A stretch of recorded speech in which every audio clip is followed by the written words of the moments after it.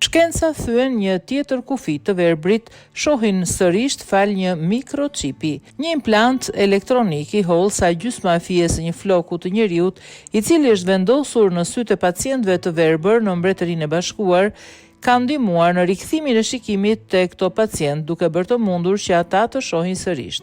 Ky zhvillim është konsideruar nga revistat shkencore si epoka e re revolucionare në trajtimin e verbërisë. Mjekët britanik dhe europian që kanë vendosur këto pajisje mikrochip në formën e një karte SIM celulari të quajtur prima në sytë e të moshuarve që u bën pjesë e provës klinike, kanë treguar se pacientët e tyre kanë rifituar aftësinë e tyre për të lexuar libra, numra dhe fjalë. Mhaj Muqit, një kirurg oftalmolog që mori pjesë në provat klinike në Mbretërinë e Bashkuar së bashku me 16 kirurg të tjerë nga vende të ndryshme të botës, deklaroi se pacientët e verbër kishin qenë në gjendje të rikuperonin shikimin qendror në një mënyrë që nuk ishte arritur kur më parë. 38 pacient, ose thëndryshe 84% e pjesëmarrësve në këto prova klinike arritën të lexonin letra, numra dhe fjalë pas vendosjes së këtyre implanteve.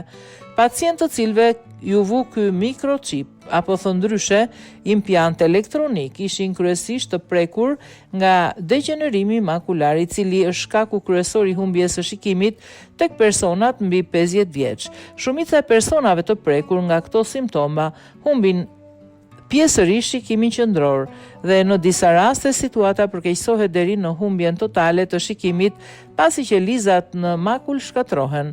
Para vendosjes pajisjes të gjithë pacientët kishin humbur shikimin qendror dhe kishin vetëm shikim periferik të kufizuar. Operacioni i njohur si vitrektomi zgjat më pak se 2 orë dhe u kryen në 5 pacientë të Moorfields dhe të tjerë në spitale në Gjermani, Francë, Itali dhe Holland. Pajisja prima, një mikrochip super i holl i vetëm, vendoset nën qendër të retinës dhe shërben për të zmadhuar tekstet dhe figurat për t'u bërë më e lehtë për të lexuar për të parë.